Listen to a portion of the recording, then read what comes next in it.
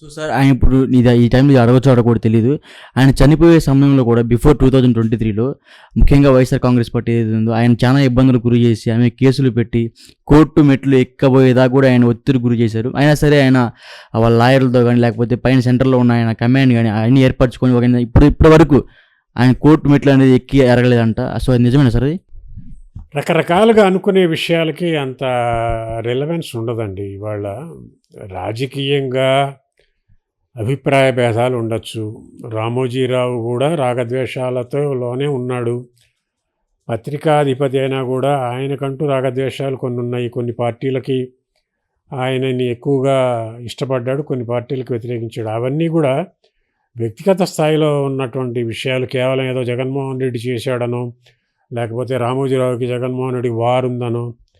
నేను చెప్పేది ఏంటంటే, ఒక ప్రాంతీయ పార్టీల శకానికి ఎలా అయితే నాంది పలికాడో, ఇవాళ ఏ రాజకీయ పార్టీ అయినా తనకంటూ ఒక సొంత పత్రిక లేకుండా మనలేము అనేటువంటి ఒక పరిస్థితిలోకి నెట్టింది కూడా రామోజీరావు గారే.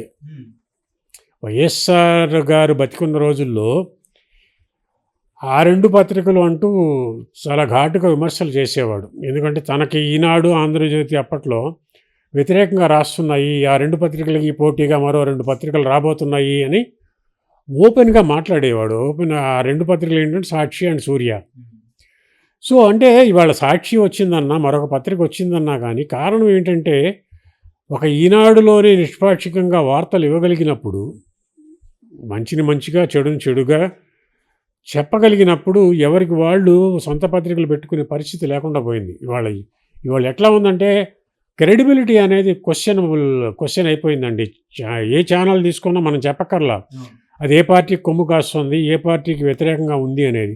పత్రికలు అన్నీ మనం చూసే ఛానల్ ఏమిటో, మనం చదివే పత్రిక ఏమిటో పాఠకులకి తెలుసు.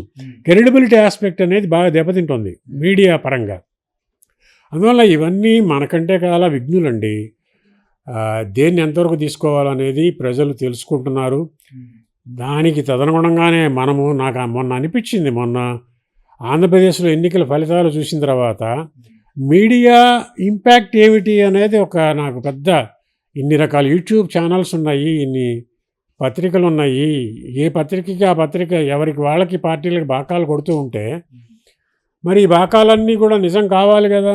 ఎక్కడికక్కడ తమని సమర్థించుకుంటూ అన్నీ డిఫరెంట్, ఇటు తెలుగుదేశం కావచ్చు, అటు వైసీపీ కావచ్చు. మరి ప్రజలు మాత్రం వీటన్నిటిని పక్కన పెట్టేసి తాము తీసుకునే నిర్ణయాన్ని తాము తీసుకోగలిగారు. అంటే మీడియా ఇంపాక్ట్ ఏంటి? నువ్వు ఏం మాట్లాడుకున్నా, ఏం చేసినా వాళ్ళు స్వతంత్రంగా ఆలోచిస్తున్నారు. ఇప్పుడు ప్రజెంట్ డే ఏమిటంటే ఆలోచించాల్సింది ఏంటంటే, క్రెడిబిలిటీ అనేది నిలుపుకోవటం అనేది తక్షణ అవసరము. మొన్న ఇంతమంది ఎగ్జిట్ పోల్ సర్వే చేశారు. నాకు ముచ్చటేసింది ఆ కేకే అనే అతను, కేకే సర్వేస్. కేకే ఎందుకు వచ్చాడు తెర ముందుకు అంటే, కేవలం క్రెడిబిలిటీ. అతను ఎవరికి ఏం అమ్ముడుపోలేదు. కొంతమంది ఎమ్మెల్యేలకి సర్వీస్ చేశానని చెప్తున్నాడు. కానీ ఎండ్ రిజల్ట్ వచ్చేటప్పటికి ఎవరికి మొగ్గకుండా తాను ఫీల్డ్ లెవెల్ నుంచి సేకరించిన డేటా అని ప్రజెంట్ చేశాడు. 100% ఇది చేయగలిగాడు. నెక్స్ట్ ఎలక్షన్స్లో రేపు పక్క రాష్ట్ర వాళ్ళు అడుగుతారు, చేసి పెట్టమనొచ్చు, సర్వీసెస్ తీసుకోవచ్చు. అదే దీంతో ఉత్సాహంతో ఆయన ఒక రాజకీయ పాఠశాల కూడా పెట్టబోతున్నాడని చెప్పాడు. ఎక్కడ చూశాను. పొలిటీషియన్స్ అంతా వచ్చేస్తున్నారు. ఎట్లా మాట్లాడాలి, ఏమిటి, ఆరేటరీ స్కిల్స్ ఎలా పెంచుకోవాలి, how to deal with human relations పెంచుకోవడం, వీటన్నిటివి ఇది పెద్ద బిగ్. అంటే పాలిటిక్స్ అనేది మెయిన్ స్టే అయిపోయింది మిత్రమా. ఇవాళ రాజకీయ అధికారం ఉంటే చాలు, అన్నీ ఉంటాయి, అన్నీ పొందొచ్చు అనే ఒక దీనికి వచ్చేశారు. అది సర్వ చెడుగులకి కారణం అది అనుకుంటున్నాను. మీడియా మిత్రులు ఇప్పటికైనా, ఇంక్లూడింగ్ యూట్యూబ్ ఛానల్స్, క్రెడిబిలిటీకి కనుక పట్టం కట్టకపోతే మాత్రం మనం కూర్చున్న కొమ్మని మనం నరుక్కోవటమే. మనల్ని ఎవడు నమ్మకపోతే మనకేమి రేటింగ్స్ ఉండవు. మీరు తమ్మునైల్లో ఏదో అట్రాక్టివ్గా ఏదో హెడ్డింగ్ పెడతారు, ఏం ఉపయోగం? వీళ్ళు ఇంతేలే అనుకునే పరిస్థితికి వచ్చేస్తే నాన్న పులి అన్న కథలాగా తయారవుతుంది, ఎవరు నమ్మని. అందువల్ల ఇప్పుడు రామోజీరావు గారి సందర్భంలో, రామోజీరావు గారికి నివాళులు ఇచ్చే సందర్భంలో చెప్పేది ఏంటంటే, మీడియా ఒక సరికొత్త దిశకి వెళ్ళాలి. మంచి వైపు సమాజంలో విశాల ప్రజా ప్రయోజనం కోసం అంకితమై నమ్మకం అనేది కలిగినప్పుడు వాడు సర్వైవ్ అవుతాడు. లేని వాళ్ళు అంతా ఇది చేసినా కూడా, స్టేజ్ మీద ఎన్ని డ్యాన్సులు వేసినా కూడా అల్టిమేట్గా జనాల దగ్గర మాత్రం ఫూల్స్ అవ్వటము ఖాయము. ఒకటేంటంటే అల్టిమేట్గా మనం రామోజీరావు గారి గురించి మాట్లాడుకోవాలి. ఇది రామోజీరావు గారి ముద్ర చెరగనిది. ఎందుకంటే ఆధునిక జర్నలిజం గురించిన ప్రస్తావన వచ్చిన ప్రతి సందర్భంలో రామోజీరావు కంట్రిబ్యూషన్ని మనము మర్చిపోవడానికి వీల్లేదు. భవిష్యత్తులో ఎక్కడ ఏ పరిశోధనలు జరిగినా కూడా ఈనాడు పోషిస్తున్న పాత్ర అద్వితీయమైనటువంటి పాత్రని, మంచో చెడో ఈనాడుతో డిఫర్ అయ్యే వాళ్ళు ఉండొచ్చు, రామోజీరావుతో డిఫర్ అయ్యే వాళ్ళు ఉండొచ్చు. ఆ అభిప్రాయ భేదాలు ఎట్లా ఉన్నప్పటికీ కూడా రామోజీరావు ఒక వ్యక్తిగా మొదలయ్యి ఫస్ట్ జనరేషన్ ఆయన తొలితరంలో పైనీరింగ్ ఎఫర్ట్ పెట్టాడు. ఆయనే బ్రిక్ బై బ్రిక్ అన్ని సంస్థలని నిర్మాణం చేసుకుంటూ వచ్చాడు.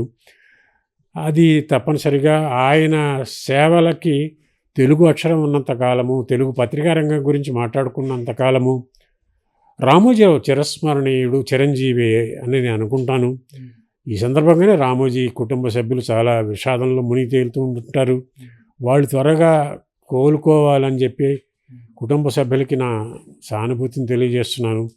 ఒకటి, ఆయన చూపించిన బాటలో ముందుకు వెళ్ళటం ద్వారా రామోజీరావు గారికి ఘనమైన నివాళి అర్పించడానికి వీలవుతుందని నేను నమ్ముతున్నాను.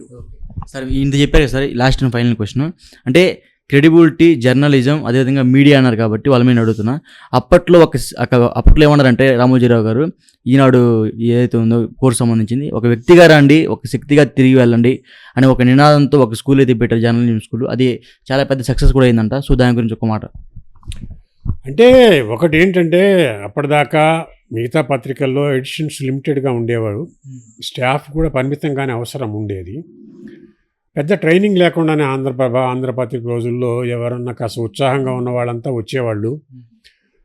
వాళ్ళు ఇదయ్యారు. ఎప్పుడైతే ఈనాడు వచ్చిందో చాలా లార్జ్ స్కేల్లో ఎడిషన్ సెంటర్స్ విస్తరించడం మొదలుపెట్టాక తనకు కావాల్సిన వాళ్ళంతా తయారు చేసుకోవాలన్న ఉద్దేశంతో ట్రైనింగ్ స్కూల్ పెట్టాడు, జర్నలిజం స్కూల్ పెట్టారు.